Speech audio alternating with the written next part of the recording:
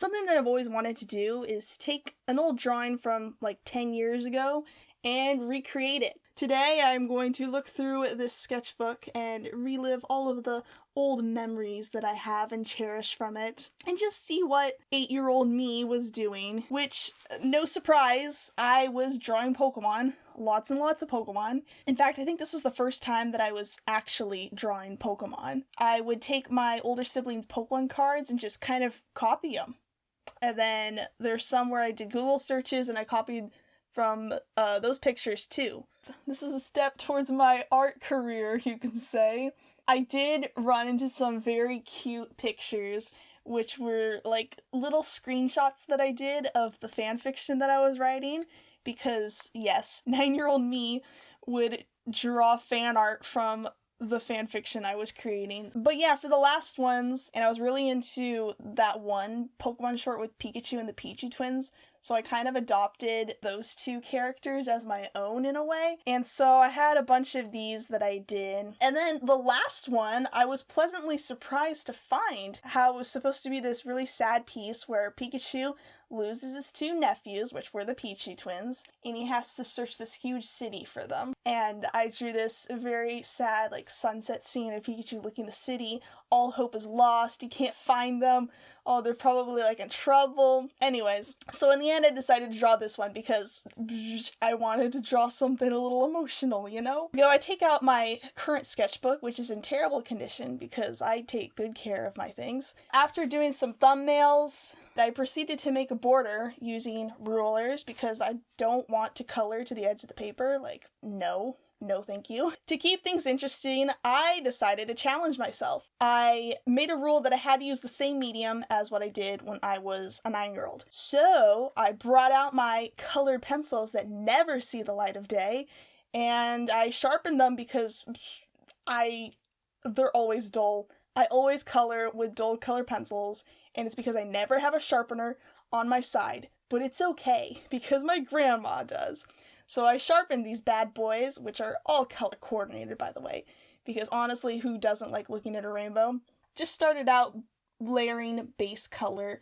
I haven't done this in a long time. I'm using Artist Loft paper and Artist Loft colored pencils, which will be relevant. But I start filling in blocks of color, which started out nice, you know, just get that fine, smooth, light color in so that you could just layer the rest of the colors and get this rich, like, vibrant piece going. And I started coloring in the cheeks and getting some different colors in there, and I thought, hey, you know what? This is actually gonna work. Like, this is gonna turn out great. Nope. Regrets. Colored pencils, I remember why you guys never saw the light of day, because these Artist Loft colored pencils suck. First things first, I know I'm kind of blaming the medium here, but I think partly it's my fault too. I literally have no patience, and I had trouble doing the circular motion to make everything all nice and even, like how I saw in YouTube videos before doing this, and I couldn't really get that effect. The colors were like pale, they weren't as vibrant, even with me like pressing hard, it just was no bueno. I don't know if it was the paper, because the paper's also Artist Loft, and for those who don't know, Artist Loft is like the cheapest of the cheap art supplies, where it's like you can use them, they're just not that good. I figured out this problem when I was coloring in the back shadow like of Pikachu. I did like it purple because I wanted a purple shadow, you know, and I wanted to try avoid using black, but the purple just it wasn't dark enough.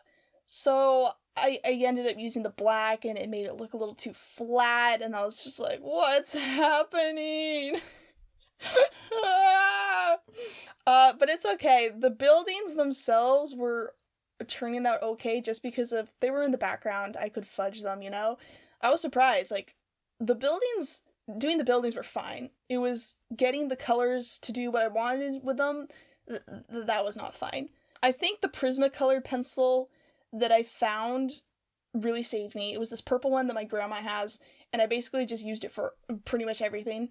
And it was a little bit more vibrant than the other purple colored pencil I had, which, by the way, was not really showing up at all, and I was really frustrated with it. So I just slaved away on this, hating every second of it, which, alright, okay, whatever. We can save this. We can save this.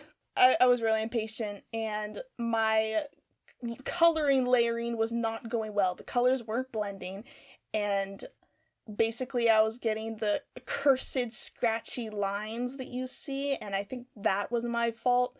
I will give that to me, you know, I wasn't doing it right. And then I thought, hold on a second, I should just go with the medium. Don't fight the medium, just go with it. And that's when I realized, just make it a scratchy look. It'll give it texture, it'll be cool. Alright, let's do it. And then my phone overheated and I lost all that footage of me just doing this like black scratchy lines over the background. But anyways, here's what I did right here. Overall, I really hated doing this. I had the thought of stopping, but you know what? I just can't say no to a challenge, you know? So I finished it. Here's the end result. Here's the beginning one. Here's the end one. I think I got more satisfaction of doing the original than I did with the new version. It's decent. It just did not turn out the way that I envisioned. Because I've seen what colored pencils can do, and this is really not what it is. Yeah. So will I do it again? Yeah, probably.